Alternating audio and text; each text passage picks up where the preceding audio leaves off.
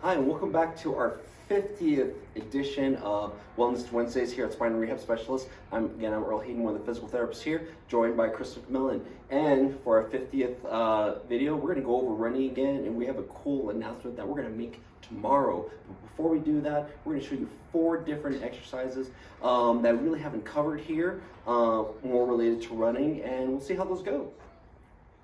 So the first exercise we're going to show you doesn't even have to necessarily do directly with the legs, but more with the arms. Remember, when we run, a large part of what drives that velocity with the legs and how quickly we move is the arms and how quickly they're moving. But running, you want to make sure you're not muscling your way through your stride, because then the shoulders are going to get tired and everything else is just going to get fatigued from there. So a good way to start practicing that are just some arm swings. So we're doing this right here in this long sitting position.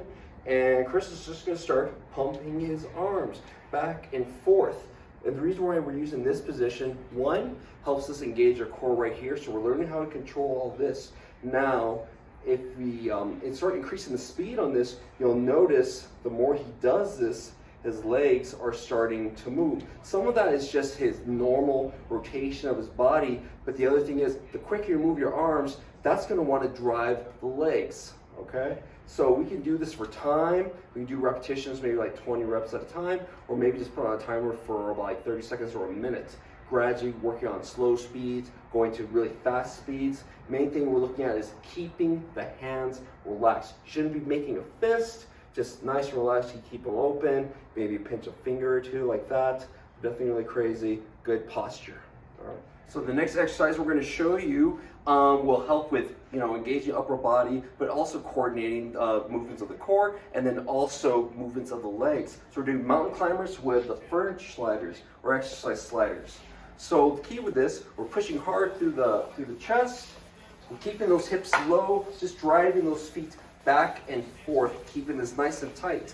The key with this is if you lift your hips up too high, your feet will probably fly off the sliders and they'll go flying and hit something else. You don't want that. So the hips have to stay at a constant level. You do this for repetitions, maybe 10 reps per leg, or just count to 20, or do this for time, 30 seconds up to a minute. Really get that good burn in the legs and also right here through the core and through these chest muscles.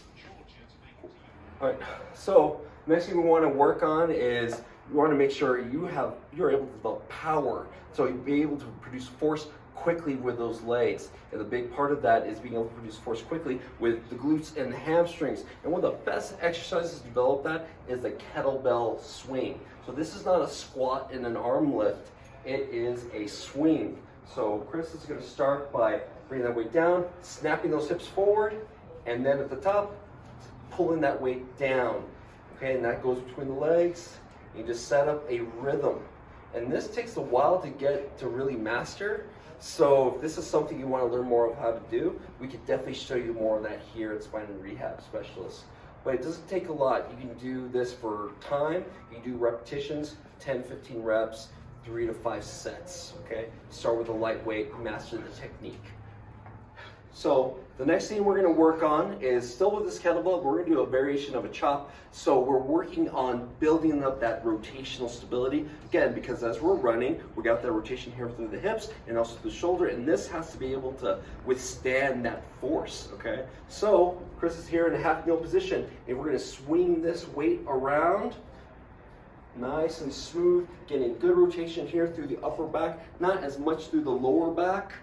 Keeping everything here nice and braced, okay? The eyes are following the kettlebell typically. There we go. And just trying to keep everything nice and stable through the legs as well, okay? Maybe anywhere between 10 to 15 reps, 2 to 4 sets per side should be good.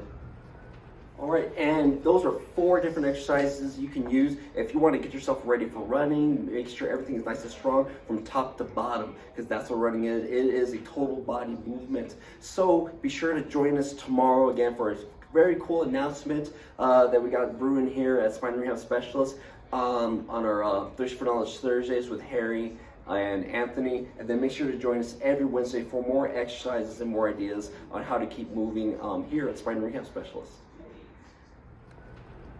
Cool. You all right, Chris?